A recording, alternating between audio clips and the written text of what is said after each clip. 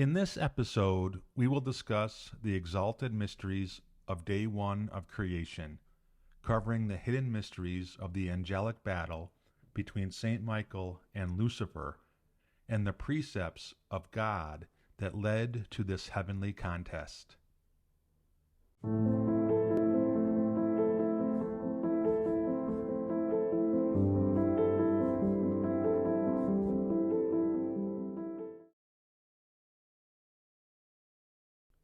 The information that you will hear covered in this piece comes from the book of Genesis, the book of Revelation, the visions of mystic Anne Catherine Emmerich, and mostly from the Mystical City of God.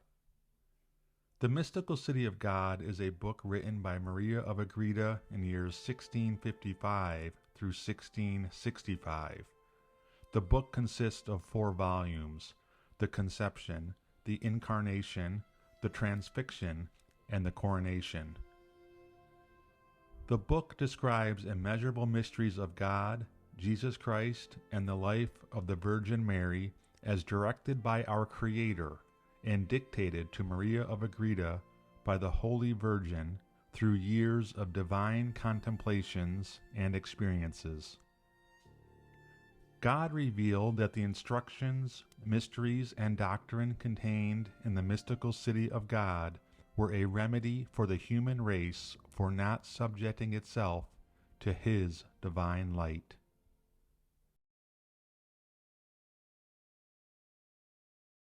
In Genesis chapter 1, verses 1 through 5, we read, "In the beginning God created the heavens and the earth. The earth was without form and void, and darkness was upon the face of the deep. And the Spirit of God was moving over the face of the waters. And God said, 'Let there be light.' And there was light. And God saw that the light was good, and God separated the light from the darkness.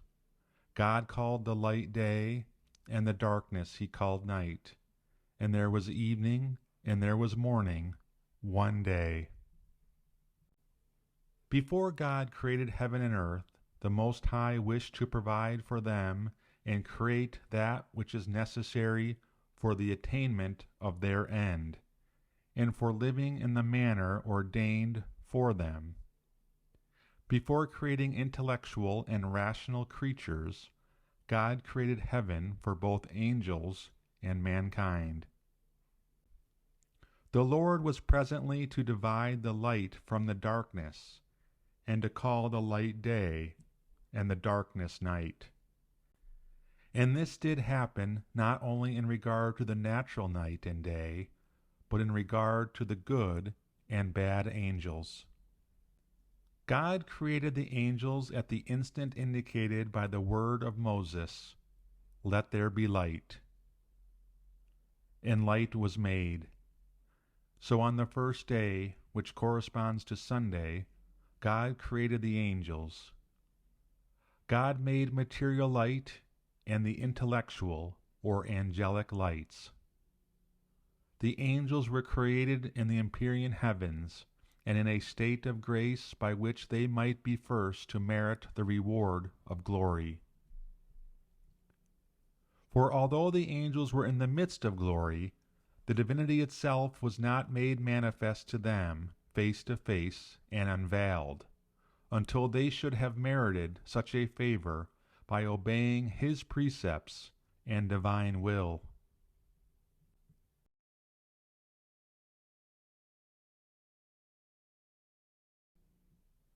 First, God in His providence showed the angels, immediately after their creation, and before they could incline to diverse ends, the purpose for which He had created them, with such an exalted and perfect nature.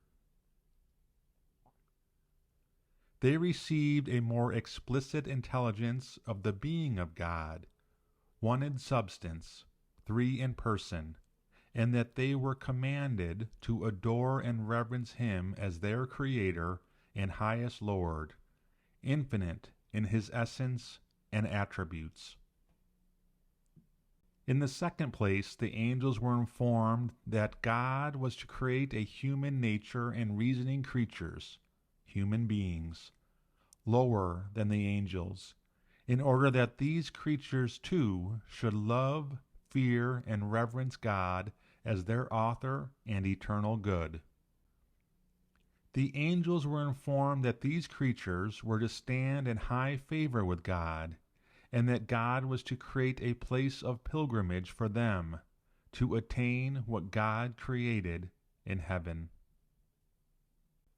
God gave them knowledge that the second person of the Blessed Trinity, the Word, which they were given knowledge and enlightenment upon, was to become incarnate and assume the creature's nature, and that the angels were to acknowledge him as their head, not only as God, but as God and man, adoring him and reverencing him. Moreover, these same angels were to be his inferiors in dignity and grace, and were to be his servants. God gave them an intelligence of the propriety and equity, of the justice and reasonableness of such a position. For the acceptation of the merits foreseen of this man-God was exhibited to the angels as the source of the grace which the angels now possessed, and of the glory which the angels were to obtain in heaven. The angels understood also that they themselves had been, and all the rest of the creatures should be, created for his glory, and that he was to be their head. All those that were capable of knowing and enjoying God were to be the people of the Son of God, to know and reverence him as their chief. When it was revealed to the angels that they would have to obey the incarnate Word, another, a third precept, was given them by God. Namely, that they were to admit as a superior, conjointly with him, a woman, in whose womb the only begotten of the Father was to assume flesh, and that this woman was to be the queen of all the creatures. Having given to all the angels a sufficiently clear intelligence of the great mystery of the hypostatic union, he showed them the image of the most holy Virgin.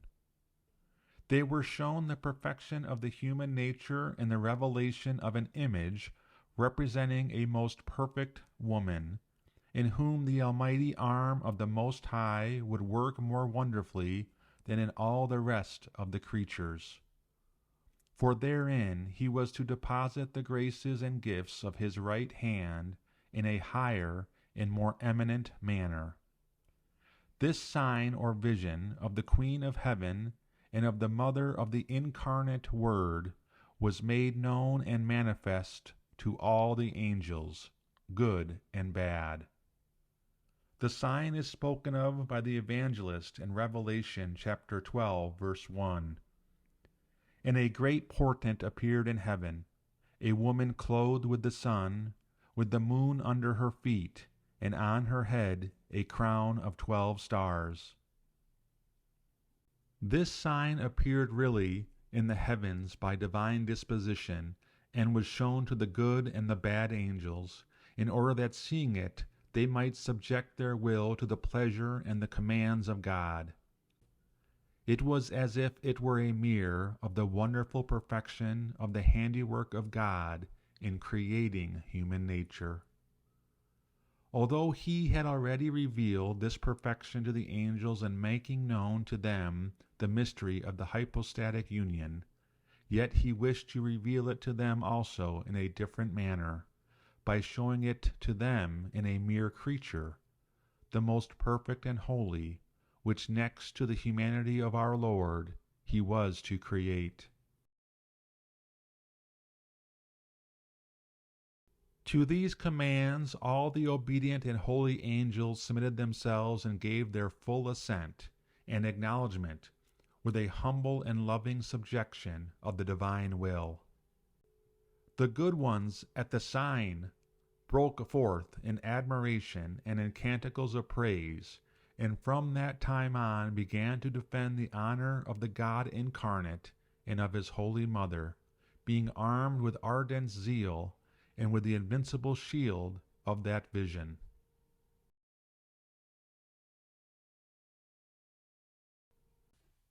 To the first command given by God, Lucifer submitted himself, because the opposite seemed to him impossible. He did not obey the command of God with perfect charity, for he, as it were, was divided in his will between himself and the infallible truth of the Lord.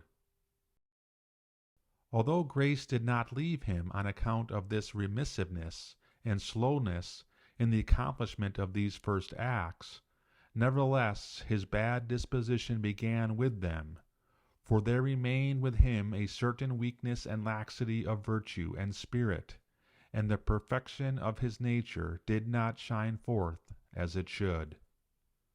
Thus he exposed himself beforehand to the danger of not persevering.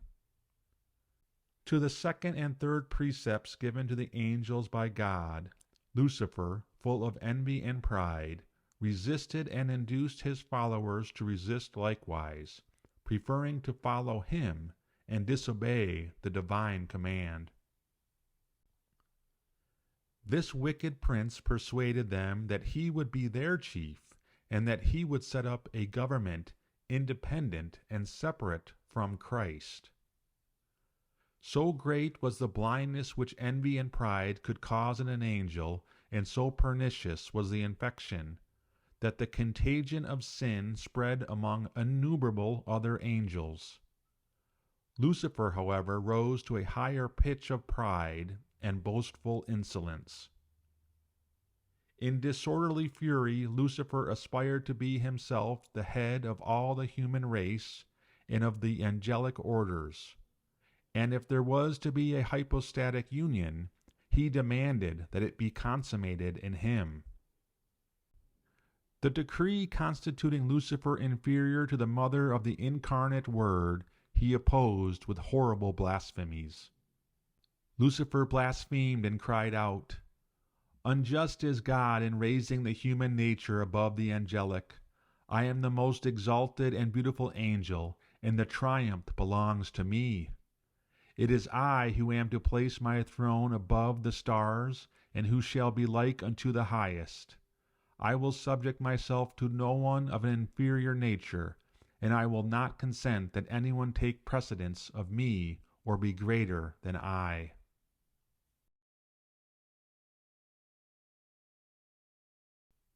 When the Lord had manifested his precepts and commands to the good and to the bad angels, the holy Prince Michael and his companions, burning with zeal for the honor of God, and armed with divine power and with his own humility, gave battle to the dragon and his followers. And a war broke out in heaven. Michael and his angels fought against the dragon.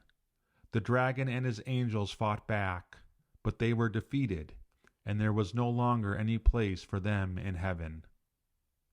Revelation chapter 12, verses 7 and 8. It was a wonderful battle, for it was fought with the understanding and the will.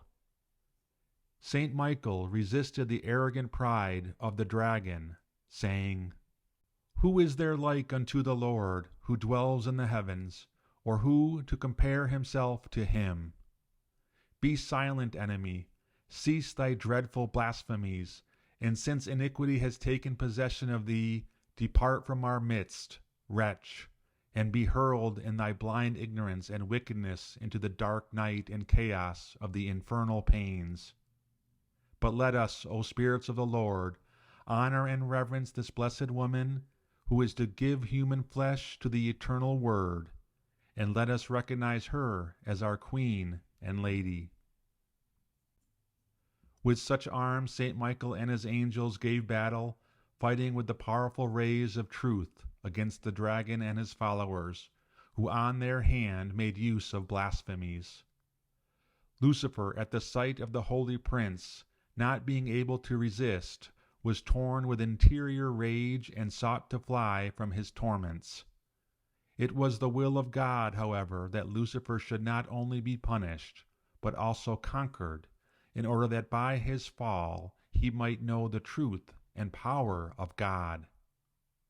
So powerful was this cry of St. Michael that it sufficed to precipitate that proud giant and all his hosts in dreadful ignominy to the center of the earth.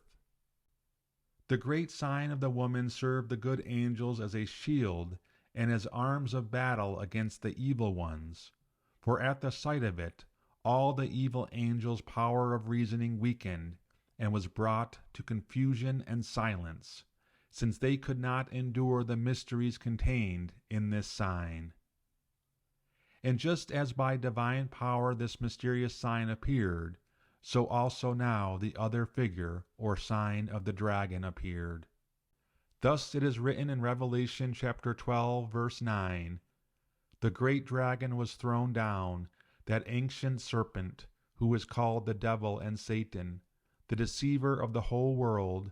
He was thrown down to the earth, and his angels were thrown down with him."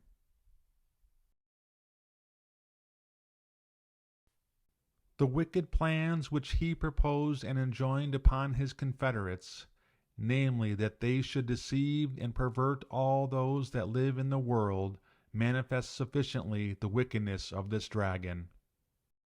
He therefore, who intended to scourge the nations, was consigned to hellish regions, to the profound abyss, and his cadaver was delivered to the moth and the worm of his own bad conscience.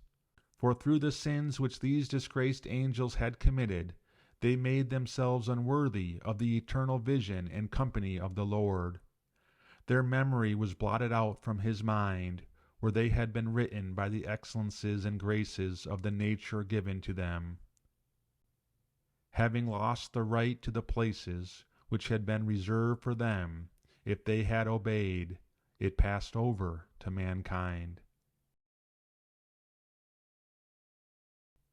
When the heavens had become cleared of the bad angels and the divinity had been unveiled to the good and to the obedient, when they were already admitted into glory and the bad ones chastised, then happened what the evangelist farther says, "And I heard a loud voice in heaven saying, Now is come salvation and strength, and the kingdom of our Lord, and the power of his Christ, because the accuser of our brethren is cast forth, who accused them before our God day and night." This voice which the evangelist heard was that of the Word, and all the holy angels heard and listened to it. Its echoes reverberated through the infernal regions and filled with trembling and fear the demons. They did not, however, understand its mystery in full, but only so much of it as the Most High chose to manifest to them for their greater affliction and punishment. It was the voice of the Son, who in the name of the humanity which he was to assume, was asking the Eternal Father that the salvation, power, and kingdom of his majesty and the reign of Christ might begin, since the accuser of the brethren of the same Christ our Lord, that is, of man, had been cast out. It was like a petition before the throne of the most holy Trinity, that the salvation and power and the mysteries of the redemption and incarnation be put into execution. He asked that it be done so much sooner, as Lucifer, being filled with fury, envy, and wrath against the human nature, which the Word was to assume, was now infesting the earth. Full of love and compassion, the Word calls men his brethren.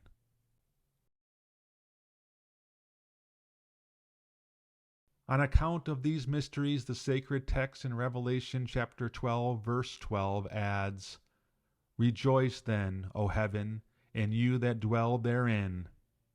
Rejoice because thou art to be the dwelling place of the just and of their chief, Jesus Christ.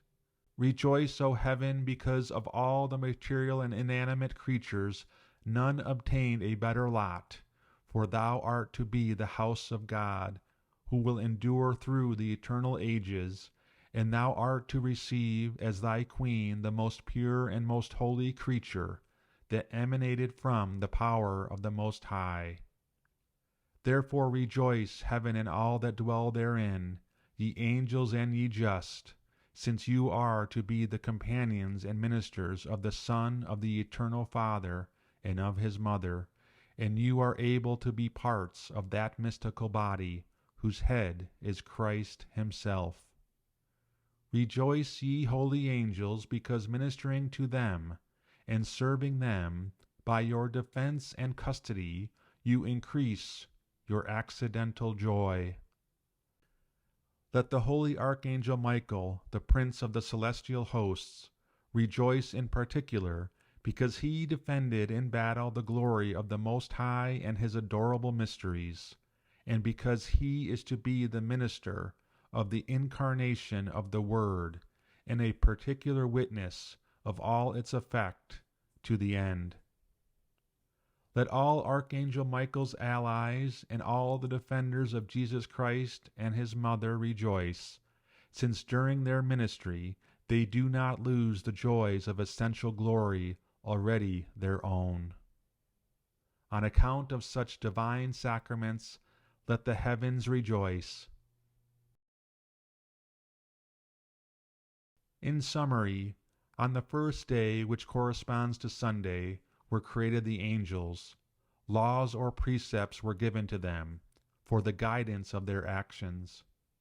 God divided the light from the darkness based on the will of these angelic beings in following God's precepts.